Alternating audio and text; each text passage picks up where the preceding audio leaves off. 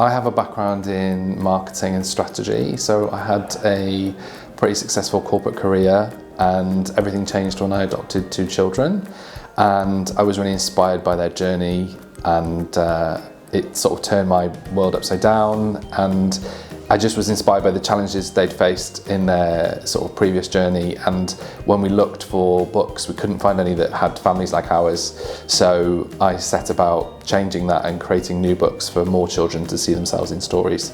So adopted families, we're a 2-dad family. And I realised soon that when we looked at children's books, there weren't any different characters in books. There weren't characters with 2 dads, there weren't black characters, there weren't disabled characters.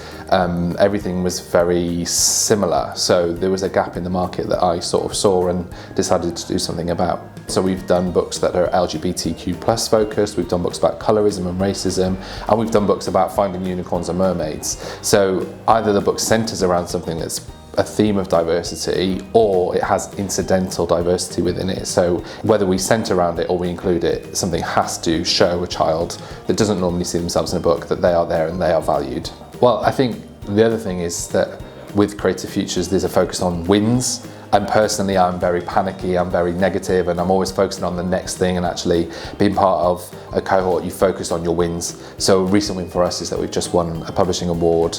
We've often been shortlisted, but we've been awarded a winning spot for an LGBT writing award called the Polari Prize. It's for our pitch book None and the Lonely Fisherman, and it's been fantastic just to have the recognition on such an important book.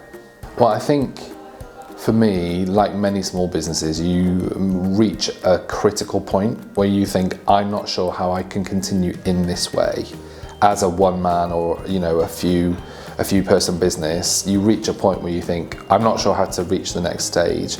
And for me, Creative Futures was that platform that was supportive, that would help me reach the next level of the business. Not necessarily expanding massively and turning into the biggest publisher in the country overnight, but to be able to take the next step with guidance and with support, both logistically, strategically and emotionally as well, through other people in the cohort.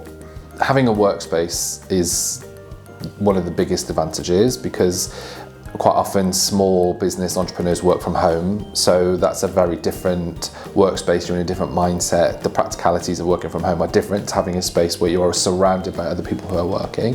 I think having the face-to-face meetings is really beneficial, but just having somebody at the end of a line saying, I need help with accounting, or I'm not sure how to access a grant, or is this the right thing I should be doing, or are there any experts in my local area?